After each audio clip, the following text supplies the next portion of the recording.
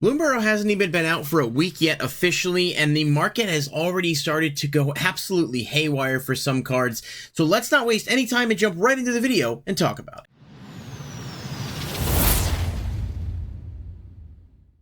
What's going on, everybody? Thank you so much for being here. I do appreciate each and every one of you, as always. If you do enjoy the video, be sure to hit that like button and subscribe, and then click the bell icon if you want to stay notified when new videos are posted. Certainly do appreciate each and every one of you that take the time to support. I know like 90% of the people who watch the videos are not subscribed, so if it doesn't hurt you and you can take a second to subscribe, it will help a lot in terms of content going forward. Now, I made a video shortly before Bloomburrow's official release, which was August 2nd. I was actually out of town for the weekend, had a nice little mountain getaway, which was really enjoyable, but one of the things I was paying attention to throughout the weekend was the pricing and where everything is kind of going, and I have to say, things have been wild. I have a bunch of tabs open, and I'm going to try to rapid fire through some of them, but also want to focus on a few things that are really worth noting. I think this set as a whole was looked at very early on as kind of a low value set. While it's very, very well received by the player base, a lot of the cards are awesome. There's some good reprints, there's some great artwork, and some good new cards. It's also a set that I do think has some sneaky value potential long term, and I kind of want to talk about why. So we're going to jump right into the cards, and let's just touch on some of the regular cards first, starting off with Dawn's Truce. I did talk about this card a little bit early as sort of a white version of Heroic Intervention. It's not necessarily the best card that white has to dodge, you know, massive board wipes and stuff. Obviously, cards like Teferi's Protection are always going to be good, but this is a very affordable card at around $4.50 for the non-foil and $7 for the foil. And not to mention, this artwork here is just incredible. It's just a really, really strong card as a whole for white to have access to because of its lower cost. And if you're someone who doesn't necessarily want to shell out the money for Teferi's, this is definitely a good alternative. But in my personal opinion, if you have access to both, especially in, you know, in commander decks that need to keep their boards together, this is a really good card to look at. I mean, the price has been going down. I don't know how much lower it'll really go than this, because I do think you're going to see a slight bump kind of as it starts to go back up. But I just think Dawn's Truce is a good card that is probably at its bottom out point. So if there was going to be a time to grab it, I think now would be that. Now, Three Tree City is a card we talked about a lot. Everyone's kind of talking about this card. It's pretty easy to read it and see that it's very good. What I want to talk about specifically, though, is the winter variant here. We do know that the winter version of this is not short printed or anything like that. With the basic lands, the winter lands appear a lot less, but with Three Tree City, it's pretty even distribution. I do think this card has the best artwork, just my personal preference. But the value of it is certainly moving upwards and then back. You know, it's kind of an interesting little chart to look at here because you see it started to rise, started to dip, but it's holding pretty strong, around 35, 37 for the non-foil. But what's really interesting about this one here, if we switch the filter over to foil, is it is wild. It is $93 at the cheapest for the foil version of the winter, and that is just kind of crazy when you think about the fact that there are so many different variants of this, but I think this is the one people seem to gravitate towards the most, and honestly, it is easily, in my opinion, the nicest looking one. I think there was a chance where you probably could have gotten this about $50. I don't know how long it'll stay that high. One of the other things I wanted to take a quick look at here is the alternate versions here. I don't know if this is the autumn one. I'm not sure which is which. Are also going wild for foils at about $100, except for this one listing here. I don't know what the rationale is behind these massive spikes other than the fact that it's a really good card, but just something to note that Three Tree City is going haywire for its most premium versions.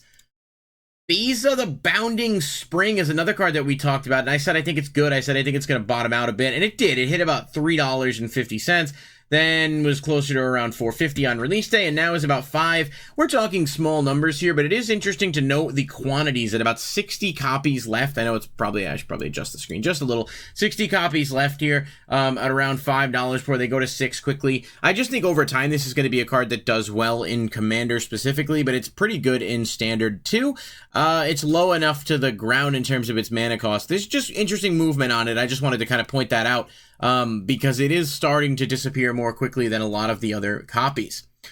Now, we've got... Oh, I opened up the wrong thing, but we'll talk about them now. I want to talk about these raised foils a little bit because these are going haywire for some of them, and I don't really understand the logic behind it. Raw Crackling Wind is a really good card. Obviously, the Planeswalker here in the set in Standard. It is, let's ignore the lightly played, and let's call it about 175 before quickly going up to 200. And there are a lot of sales on this card. It kind of started out quite a bit like... It was actually selling around 98, 99 before just not doubling, but I mean, that's a pretty damn large increase.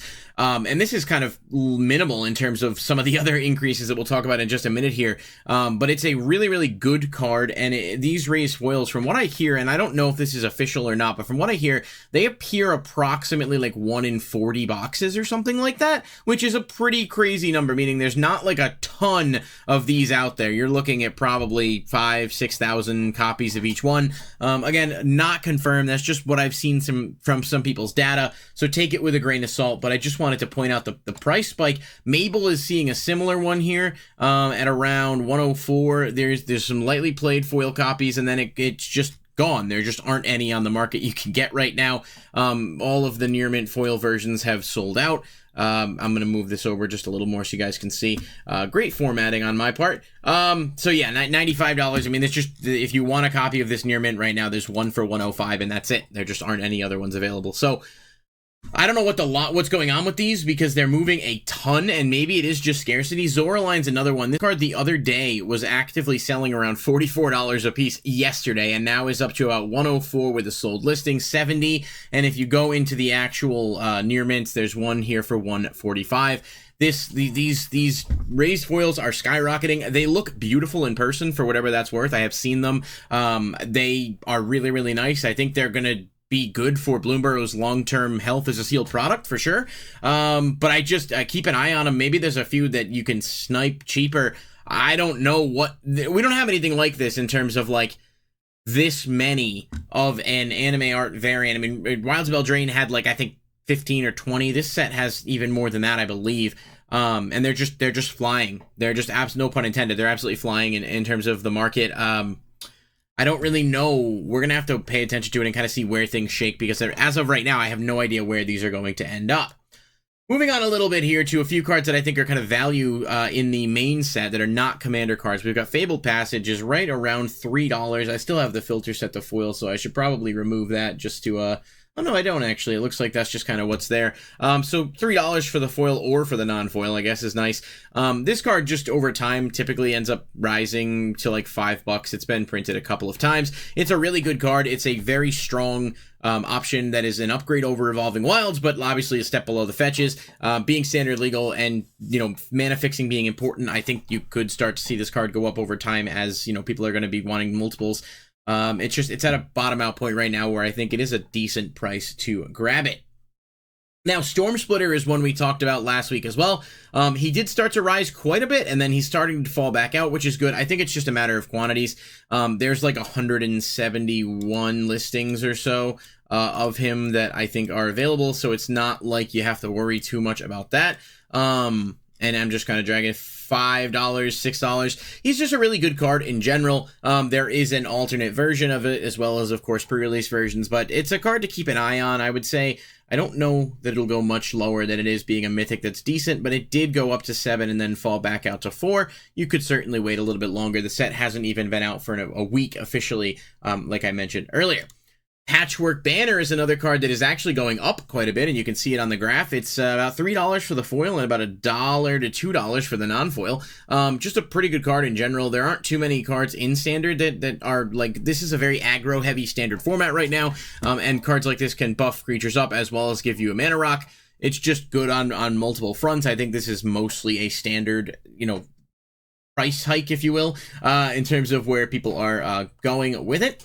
Inkeeper's Talent I talked about last week as well, and this card has surged. It is about $15 at the cheapest. I think it was like $9 when we talked about it, maybe a little bit more. This card had a bottom out point of around $1.50 early on, which just goes to show that pre-orders are not always going to be right, and it sometimes does work out for you. Sometimes it works out against you.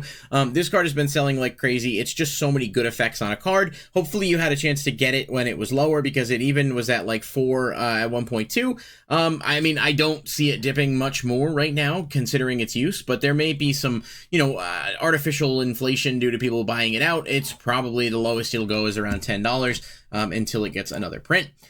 Regular 3 Trecity is not seeing anywhere near the price of the borderless variants. However, $22, it's gone down, up, down. It's hovering around 20. I think $20 is a decent price to pay for this card. As time passes, it may end up going up more, similar to Nykthos, just because of the fact that it's so generically usable in multiple things.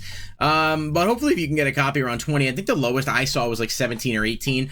Maybe you got somewhere around 15 if you were lucky, but I mean, this is probably where this card's going to settle, unless for some reason it doesn't see as much play. But I mean, just reading it, it seems like that's going to be the case. Mockingbird was big. It was actually up a bit for a while and still is doing quite well for a rare, around $5, $6 actually.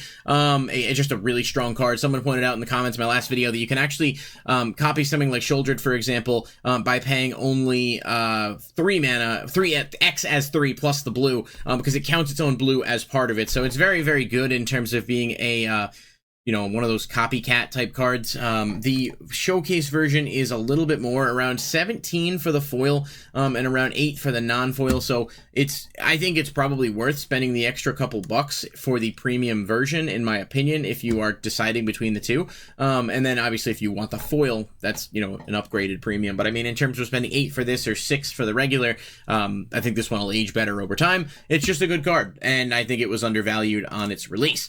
Card I don't think was undervalued was Maha. I think it's settling out right about where it's expected, unless it has some kind of game-breaking performance like Shoulder It. I think it's a really good card. I don't think it's necessarily going to dominate anything. However, if more cards come out that make it better in future sets, which I know is like the very obvious statement, you could see this card start to rise. I just think the premium version is going to be something people are more into, so that's kind of just an interesting note there. Same with Egra. It's around $10. I think that's a decent price for it. I don't know how much lower it'll really go. It's a cool card. It does have a lot of fun application, but it's also not like making a ton of waves right now either. And it does have those alternate variants you have to take into consideration when talking about cards like that. Now, I want to talk about a few other cards here that on the commander side of things. Miss Bumbleflower was in the thumbnail here. This card is absolutely insane. You want to talk about surges. This is about, let's just call it 300 realistically, because after taxes, that's what you're going to pay. It was around 180 the other day. A buddy of mine actually bought one for 180, and seller on TCG Player refunded his order and said that they made a mistake in the listing. Hard to believe that kind of thing, especially considering the card went up 120 bucks. Just a note, if you're a seller, like, don't do that. Like, just if prices go up, just honor it. In the same way that if prices go down, you're still going to ship it to the person. It's just kind of like a fair practice and one of the risks that you take when selling in a volatile market like this. But I mean, this card is wildly popular. The art is awesome, and I want to say it's going to settle back out, but I honestly have no freaking idea, because there just aren't a lot of copies, and this is kind of unprecedented territory in terms of the raised foils, and where they're going, because these are all, adorable little critters. People love this set. People want to collect it, but this card is also seeing a lot of play in Commander. It's hard to say. Liliana as well, similar path, nowhere near as expensive as Bumbleflower, but about $230. It's a premium version of Liliana. I mean, if you're into this type of aesthetic and you like this card is going to be something that you're going to want. It's just, I mean, it's down from where it was when it was announced, but the listings just aren't there. There's 17 listings. I don't know what to expect going forward, but that and Jace as well. Jace hasn't moved a ton, but it's still pretty pricey. Balin the Haymaker is a really popular card that's also quite good in Standard as well as Commander, and was around, 85 before. Now it's about 250. So another card that's just seeing wild surges. This one's a little bit more quantities with 22 listings, but it's not really, I don't know. If you want one, the graph kind of speaks for itself. It's up like over 100% in a short amount of time. So just, kind of food for thought there.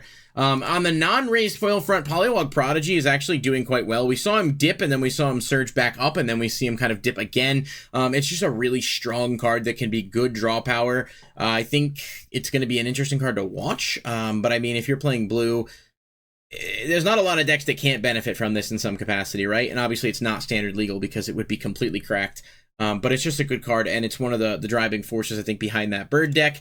Toski, just a quick note here, not more than a second, but $3 and change for a card that's generically like really good in a bazillion different decks. Might not be a bad time to pick that up. Same with Maswood Nexus, around $250, generically strong in a lot of Kindred decks, and it's under $3, just a good time to get it. And I'll say the same thing about Second Harvest. This card was pretty pricey for a while. I know it's probably because it didn't have too many prints, but $3 for a card that is extremely good in token strategies is not something to sleep on. Overall, I think this has been fascinating to watch, just the overall way that Bloomburrow's pricing has gone, and it's kind of unprecedented in terms of the amount of demand for these raised foils, and where the values are going to go, to the point where I don't know what they're going to look like. We may look at them in a week, and they may be drastically different. There's plenty of stuff to look through and pick out here, even on the main page for the Commander stuff. Birds of Paradise at $4, Colonian Hydra at $3 for a card that used to be 25. There's just a lot of stuff to like and to look at, so I encourage you to go around and shop wisely if there's stuff you want to buy. But Bloomburrow, while it is a really, really popular set, I don't think it's necessarily going to be a dud financially long term. We're just going to have to wait and see. So let me know what you guys think in the comments down below of all these changes. Have you been able to get any good deals on any of the raised foil stuff or Three Tree City? Certainly some big movement on the set, and I'll catch you in the next video. Peace.